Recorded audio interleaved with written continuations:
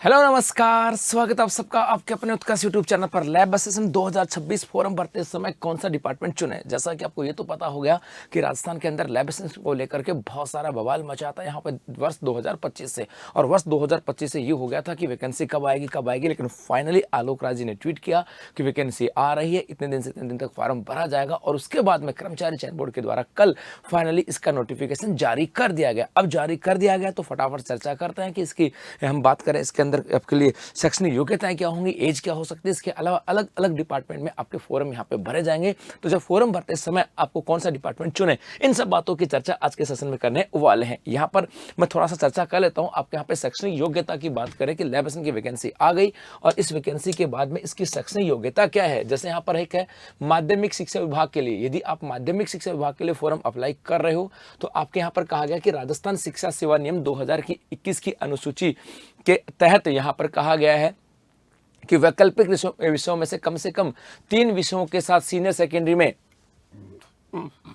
सूक्ष्म जीव विज्ञान, जैव प्रौद्योगिकी, जैव रसायन विज्ञान, भौतिक विज्ञान, रसायन विज्ञान, जीव विज्ञान और गणित, ये आपके यहाँ से होनी चाहिए। मतलब कम से कम 3 विषयों के साथ सीनियर सेकेंडरी होनी चाहिए। 3 विषयों के साथ सीनियर सेकेंडरी, मतलब ये 3 सब्जेक्ट आपके 12वीं में होने चाहिए। इसके अलावा कृषि विभाग के लिए कहा गया किसी मान्यता प्राप्त बोर्ड से विज्ञान के साथ हायर सेकेंडरी या विज्ञान के साथ सीनियर हायर सेकेंडरी की बात यहाँ पर की गई। इसके अलावा कहा गया कि यदि आप संस्कृत शिक्षा विभाग के लिए बात कर रहे हो तो सीनियर सेकेंडरी या हायर सेकेंडरी या वरिष्ठ उपाध्याय विज्ञान वैकल्पिक विषय के साथ होना चाहिए। या गृह विभाग की यदि आप बात कर रहे हो तो गृह विभाग के लिए कहा गया कि विज्ञान विषय के साथ द्वितीय श्रेणी में सीनियर सेकेंडरी परीक्षा उत्तीर्ण होना चाहिए। इसके अलावा यह कहा गया कंप्यूटर साइंस या कंप्यूटर एप्लीकेशन में सर्टिफिकेट, डिप्लोमा या कंप्यूटर विज्ञान या कंप्यूटर एप्लीकेशन में से कम एक विषय के साथ भारत में विधि द्वारा स्थापित के जो विश्वविद्यालय उसके द्वारा आपके पास डिग्री होनी चाहिए, या ओ लेवल या इससे ऊपर की कोई डिग्री आपके पास होनी चाहिए, या फिर आपके यहाँ पर जो आपके RSCIT का जो कोर्स है वो यहाँ पर होना चाहिए। मतलब गृह विभाग के लिए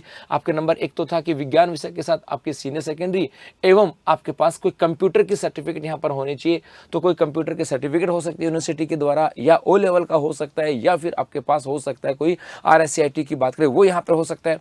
जन स्वास्थ्य अभियांत्रिकी के लिए कहा गया कि किसी मान्यता प्राप्त बोर्ड से विज्ञान संकाय में रसायन विज्ञान के साथ 12वीं पास होना चाहिए। और इसके अलावा कॉलेज शिक्षा के लिए कहा गया कि मान्यता प्राप्त बोर्ड के द्वारा सीनियर सेकेंडरी भूगोल विषय सही तो होना चाहिए। अर्थात बेसिकली कहा गया कि यदि आप साइंस, और क्योंकि लैब असिस्टेंट वैकेंसी की बात करें साइंस और ज्योग्राफी में, तो साइंस के अंदर कहा गया ये कि माध्यमिक शिक्षा विभाग के लिए ये होनी चाहिए, कृषि विभाग के लिए, संस्कृत के लिए, गृह विभाग के लिए ये होनी चाहिए और जन स्वास्थ्य के लिए। और कहा कि कॉलेज के लिए आपके यहाँ पर भूगोल विषय के साथ आपके सब्जेक्ट होना चाहिए जी, 12वीं पास होना चाहिए। ये तो बात यहाँ से कहा गया।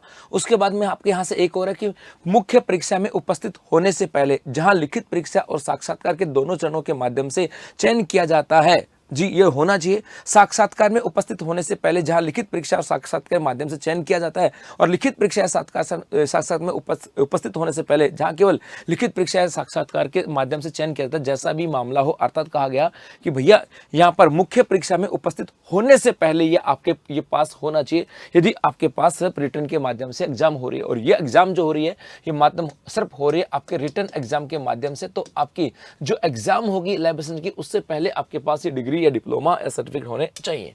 उसके बाद में यहाँ पर एज की बात करें तो कहा गया 1 जनवरी 2027 को 18 से लेकर के 40 की एज होनी चाहिए। 1 जनवरी 2027 को 18 से लेकर के 40 साल की एज होनी चाहिए, ये यहाँ पर कहा गया। इसके अलावा कहा गया कि फॉर्म जो है वो 27 जनवरी से लेकर के और 25 फरवरी तक आपके रात 11:59 तक आपके भरे जाएंगे। और परीक्षा आयोजन की बात करें तो कहा गया कि भैया 9 और 10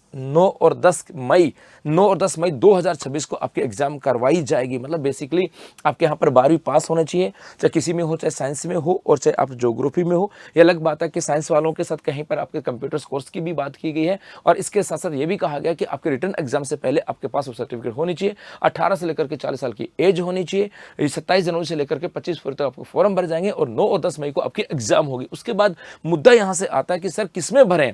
तो हमारे यहाँ पे जो वैकेंसी आई है उसकी बात करें, जैसे एक तो माध्यमिक शिक्षा विभाग के अंदर प्रयोगशाला सहायक की वैकेंसी आई है, तो यहाँ पर माध्यमिक शिक्षा विभाग के अंदर जो प्रयोगशाला सहायक की वैकेंसी आई है, इसके अंदर कुल आपके 500 पद हैं और गैर अनुसूचित क्षेत्र के 418 और अनुसूचित के 82।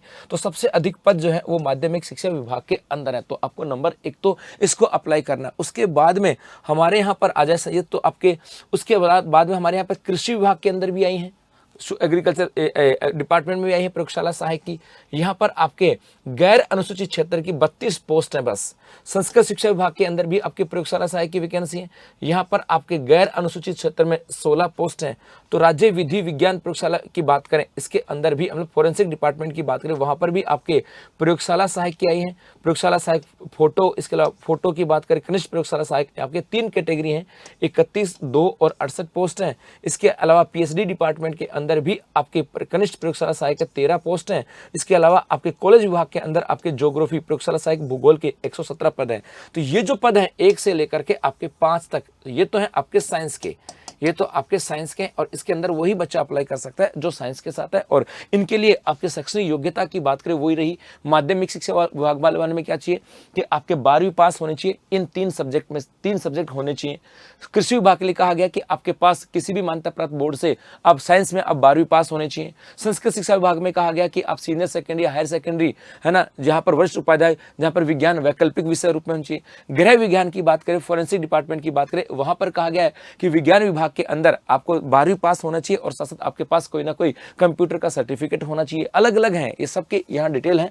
कंप्यूटर सर्टिफिकेट होना चाहिए, ओ लेवल का हो सकता है, या कोई कंप्यूटर एप्लीकेशन की डिग्री हो सकती है, या RSCIT हो सकता है। और पीएचडी के लिए कहा गया कि पीएचडी के लिए कहा कि 12वीं पास होना चाहिए। बेसिकली 12वीं पास की बात है। सिर्फ एक यहाँ पर जो गृह विभाग है इसी के अंदर कहा गया कि इस कंप्यूटर, उसके अलावा जो कॉलेज शिक्षा विभाग की बात कर रहा हूँ, यहाँ पर कहा गया आपके, यहाँ पर आपका क्या होना चाहिए, ज्योग्राफी के साथ 12वीं पास होनी चाहिए। तो 12वीं पास होनी चाहिए, अलग अलग है। तो जो साइंस वाले हैं वहाँ पे नंबर 1 की प्रायोरिटी आपकी हो जाएगी, जैसे माध्यमिक शिक्षा विभाग है। उसके बाद में नंबर 2 पे प्रायोरिटी आप विज्ञान विधि विद्यालय की, राज्य विधि विज्ञान प्रयोगशाला की बात कर सकते हैं। उसके बाद में कृषि, उसके बाद संस्कृत की, और उसके बाद पीएचडी। और ज्योग्राफी वालों को तो बस एक ही पोस्ट, एक ही ऑप्शन है आपके पास कि भैया यहाँ पर आपके कॉलेज शिक्षा विभाग की बात करें, टोटल 136 पोस्ट है, जिसमें गैर अनुसूचित क्षेत्र की 17 पोस्ट आपके यहाँ पर आई हैं। तो बस ये ध्यान रखना थोड़ा सा, और इसकी तैयारी करते रहना, क्योंकि मई में आपके एग्जाम है और इसी एग्जाम को बेहतर बनाने के लिए हम लोग आपके साथ हैं। इसके अलावा उत्कृष्ट क्लासेस मना रहा तिरंगा महोत्सव, जहां पर 28 जनवरी तक आपको राजस्थान के सभी ऑनलाइन कोर्सेज पे दिया जा रहा है 77% तक का ऑफ। इसके अलावा वर्ष 2026 के